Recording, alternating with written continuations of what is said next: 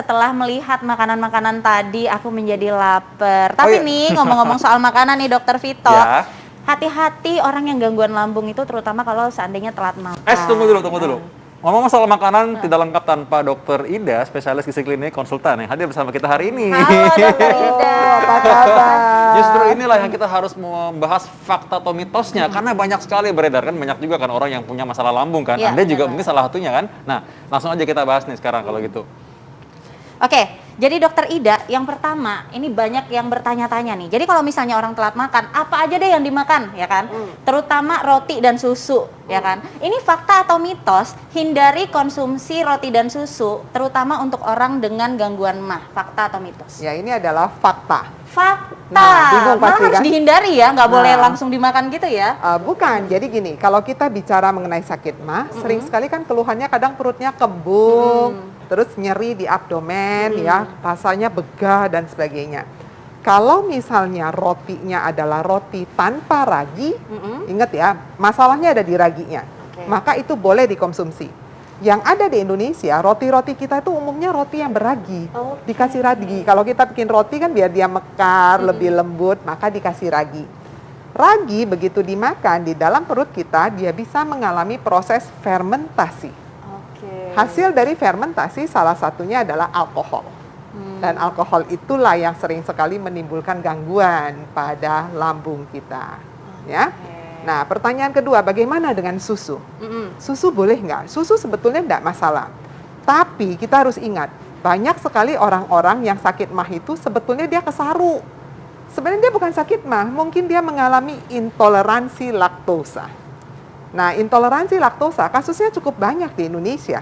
Hampir kira-kira 90%. 90%? Kasusnya cukup banyak ya.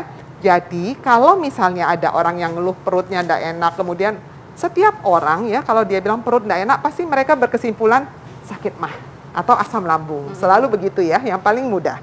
Nah, coba pikirkan apakah dia mengkonsumsi susu secara berlebihan enggak?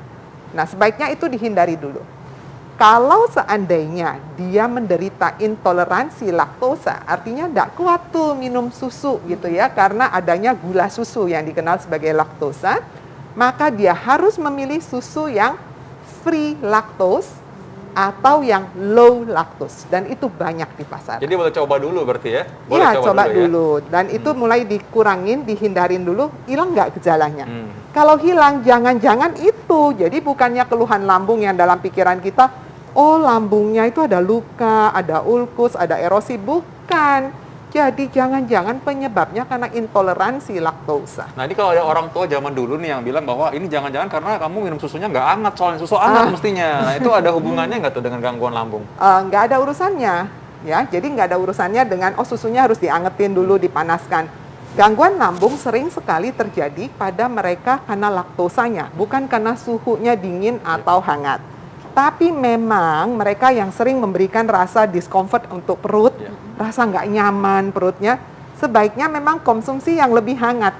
Supaya apa? Begitu Anda konsumsi makanan yang dingin sekali, itu secara nggak langsung kan begitu masuk ke mulut, langsung ditelan, menyebabkan kontraksi. Dan perasaan itu yang membuat rasa nggak enak. Jadi lebih baik lebih hangat, lebih enak. Meskipun nanti begitu udah masuk ke lambung, dengan suhu tubuh dia akan menjadi hangat sama juga. Suhunya, ya. Oke, baik. Ini ada yang kedua nih Dokter Nisa ya, karena memang bagi orang-orang yang suka dengan tanaman tradisional, ya tanaman yang punya khasiat obat ya. Ini air kunyit dikatakan dapat mengobati atau mengurangi gejala akibat penyakit lambung tersebut. Fakta atau mitos? Ya, ini adalah fakta. Fakta. Nah, pertanyaannya gini, apakah ini bisa diterapkan pada manusia? Jadi artinya pada kita ini setiap kali sakit MAH, maka kita minumlah kunyit-kunyit itu ya.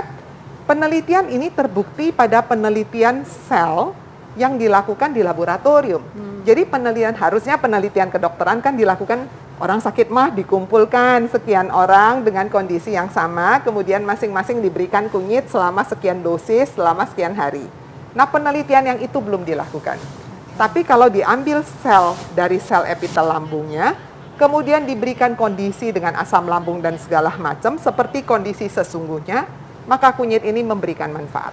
Oke, nah ngomong-ngomong nih Dok, ini ada makanan-makanan yang kelihatannya enak-enak banget ya Kak Vito ya. Tapi Tapi apakah ini baik atau tidak untuk kesehatan lambung? Kita akan bahas sesaat lagi, tetap di Hidup Sehat. Nah, jadi kadang-kadang orang jadi bingung, makan apa dong? Ini nggak boleh, itu nggak boleh. Nah, itu kan sekarang bahas makanan yang ada di meja aja. Kita syukuri dan kita bahas dulu. Tapi, baik Dokter Ida, ini di depan kita ada berbagai makanan yang mungkin sangat sering kita konsumsi ya. Nasi lah misalnya. Dari nasi dulu dok. Ini gimana nih nasi dok? Ini nasi tim dengan ada potongan dagingnya kecil-kecil, ada kecap sedikit ya. Ya. Jadi lapar ya. Dibahas itunya. Ya, baik. Ini secara umum apakah ini kan biasanya kalau orang lagi sakit, biasanya udah lah makan nasi tim aja gitu. Iya, kan? betul. Nah, memang harus nasi tim ya. Nggak harus sih sebetulnya, cuman Iya. aneh kan, Iya. kalau zaman dulu kita masuk rumah sakit, begitu ada pasien ada gigi, nggak ada gigi, pasiennya sehat tanda kutip ya, pasiennya tidak tiduran dan sebagainya, yang keluar selalu menunya adalah bubur atau nasi lembek, selalu Betul, gitu ya. iya. Sampai ada pasien yang nggak mau makan. Oh. Saya kan nggak sakit dok, Oh, saya gitu mau ya. operasi usus buntu misalnya, cuman seperti itu, atau amandel. Nah, ada hal seperti itu. Pada kondisi sakit MAH ya, sebetulnya memang kita diminta untuk mengunyah makanan lebih halus, sehingga makanan nanti masuk ke saluran cerna kita, ke lambung sudah menjadi lebih halus, sehingga pekerjaan si lambung menjadi lebih ringan. Oke. Nah, biasanya dikonotasikan sebagai makanan yang lembek, entah bubur, entah nasi lembek, dan sebagainya. Sebetulnya selama pasiennya mampu mengunyah secara halus, kan kita kalau ngunyah harus berapa kali? Sekali makan. Antara 30 kalian kan, dokter gigi kan? Nah, oleh karena itu selama kita ngunyahnya benar dan halus, sebetulnya nggak masalah. Tidak perlu harus ini juga. Tapi kalau misalnya biasa udah makan yang nggak enak, jadi males ngunyah-ngunyah langsung telan, ya kita boleh menggunakan yang lebih lembek, entah bubur atau nasi lembek boleh. Nah, jadi memang kadang-kadang karena nasi tim ini identik dengan orang sakit. Kalau kita makan nasi tim dikira kamu sakit gitu.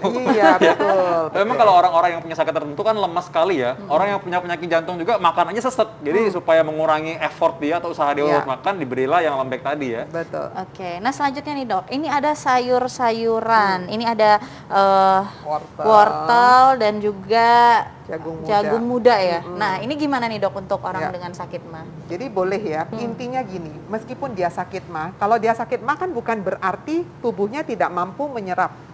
Ya, problemnya adalah dia setiap kali makan, kalau dalam porsi yang besar, dia rasanya tidak nyaman. Untuk perutnya yang sakit, yang kembung, yang sendawa banyak ya, rasanya begah, itu masalahnya. Jadi untuk mengurangi masalah itu, kita boleh memberikan porsi yang small. Kecil-kecil tapi sering. Jangan sekaligus diregang. Makin dilakukan peregangan sekaligus makan, maka makin sakit, makin nggak karuan. Nah pertanyaannya, makanannya apa aja sih? Intinya adalah makanan dengan gizi seimbang, tetap harus ada. Jadi karbohidrat bisa diwakilkan dengan nasi. Kalau mau bikin nasi putih monggo aja, mau bikin nasi tim juga boleh. Cuman harus diingat, kalau bikin nasi tim sering sekali minyaknya banyak di atas. Nah, kita usahakan untuk jangan terlalu banyak minyak. Pertanyaannya kenapa minyaknya nggak boleh terlalu banyak?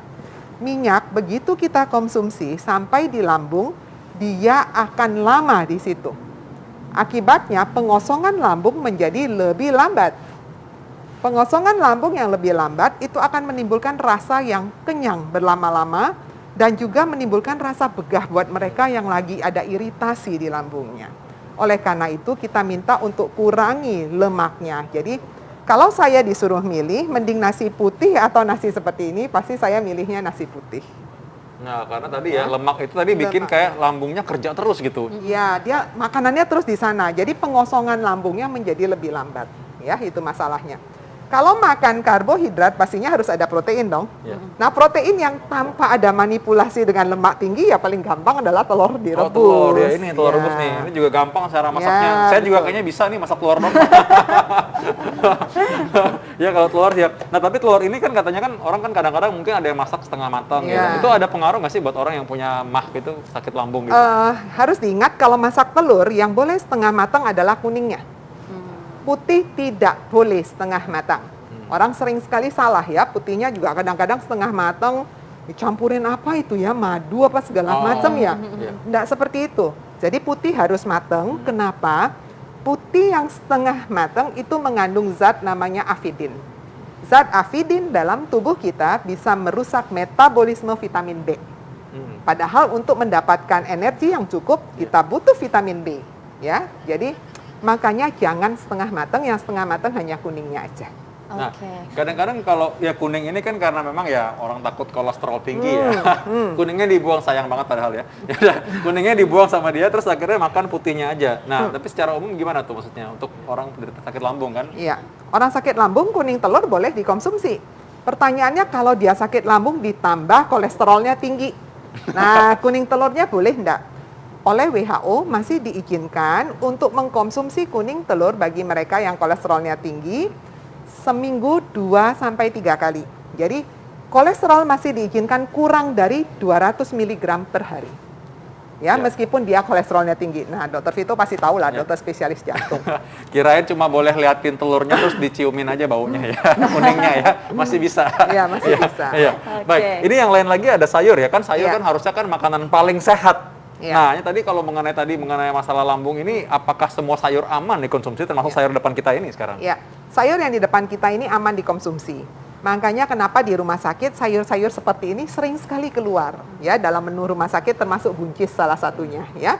Nah, sayur yang harus dihindari adalah sayur yang di dalam perut kita begitu kita kunyah, kan ada orang-orang tertentu yang kalau makan ubi orang suka bilang jadi flatulen. Oh iya iya. Perutnya lebih kembung, buang Iya. anginnya lebih banyak. Nah, artinya sayur-sayuran yang banyak membentuk gas.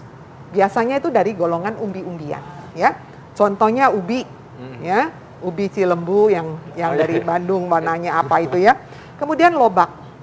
Nah, bentuk-bentuk sayuran yang seperti cauliflower, kayak kembang-kembang, brokoli, kembang kol, sayur nangka juga termasuk ya.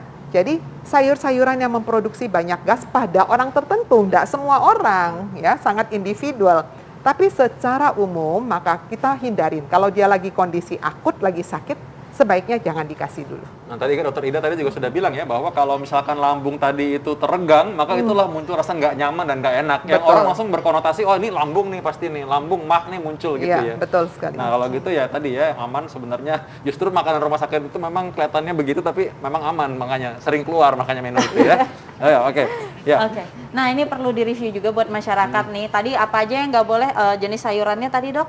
Ada Yang kembang-kembang tadi. Kembang-kembang. Ya. Nah, ya. ya seperti Nah, brokoli, brokoli, kembang kembang kol, kol. kol yang banyak bentuk gas. Kemudian yang dari umbi-umbi seperti lobak ya, sayur lobak, kemudian ubi-ubian ya, tales. Pada orang tertentu kan kadang kalau makan tuh perutnya nggak enak, langsung banyak gasnya. Iya, Nah, benar seperti itu ya. Nah, nih ada juga nih, Dok, pertanyaan dari masyarakat. Kalau ketan gimana tuh, Dok? Ya. Katanya nggak boleh banget buat orang mah atau gangguan lambung. Ya, jawabannya itu benar sebetulnya ya. Tapi tidak semua orang, karena makanya sekarang kita selalu mengenal yang namanya personalized nutrition. Jadi nutrisi yang diberikan secara individual. Tapi secara umum memang kita selalu menghindari untuk pemberian si ketan. Kenapa? Ketan itu begitu kita makan di dalam tubuh kita, dia membutuhkan enzim yang lebih banyak, kerja yang lebih capek untuk memecah dia, akhirnya bisa diserap. Nah, kerja itulah yang kita hindarin. Pastinya kalau kita bicara untuk kerja lebih capek, untuk pemotongan rantai-rantainya, artinya semua enzim pencernaan akan dikeluarkan kan di situ. Dan kita tahu yang namanya gaster, lambung dengan usus 12 jari, duodenum dan sebagainya, di sana tempat pengeluaran dari enzimnya. Makanya semuanya harus tetap semangka. Ngomong semangka gimana gimana? kalau Semangka gimana? Jadi ingat ya, semangka gimana? Semangka itu kan soalnya kan sekarang ya terus terang aja, semangka itu adalah buah yang cukup favorit bagi banyak orang ya. Banyak airnya, udah gitu ya manis lagi ya. Ya itu gimana ya? Semangka boleh diberikan. Dan semangka itu kaya likopen ya, antioksidan. Oh, likopen ini favoritnya Dokter Ida. Iya. Kalau yang sering misalkan hidup sehat pasti tahu nih likopen ya. Ya, likopen itu antioksidan yang kekuatannya sampai 40 kali beta karoten dan 10 kali vitamin E. Jadi kekuatannya tinggi sekali, boleh aja diberikan, tapi sering sekali kita gini. Kalau makan semangka itu seringnya di jus dikasih es.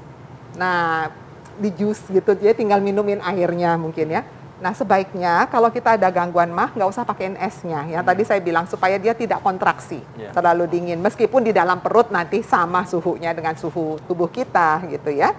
Jadi, sebaiknya dimakan potongan aja, kunyahnya lebih lama, itu jauh lebih bermanfaat. Oke, nah ini terakhir nih dok, banyak juga Indonesia kan identik dengan makanan yang pedas, spicy ya. Itu gimana dok? Boleh nggak? Dan bagaimana tipsnya dok untuk makanan pedas ini sendiri? Gini, kalau saya meresepkan pasien di rumah sakit dengan sakit lambung, saya selalu akan tulis makanan tidak merangsang. Nah, pasti bingung kan ya, tidak merangsang apa gitu. Maksudnya makanan-makanan atau bumbu-bumbu yang diberikan itu tidak merangsang terjadinya pengeluaran asam lambung yang berlebihan.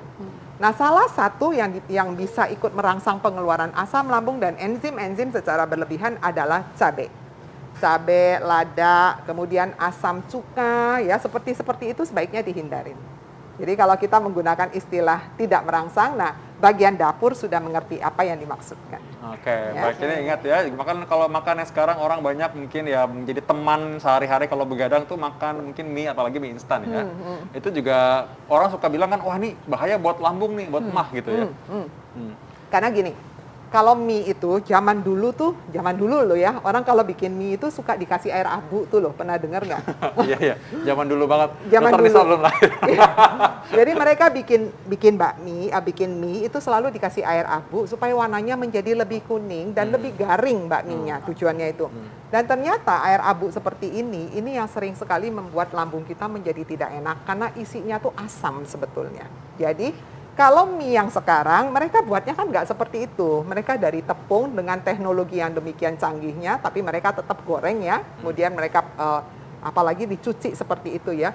Dan itu kalau ditanya ke saya, boleh nggak? Sebetulnya boleh, sebagai pengganti nasi ya.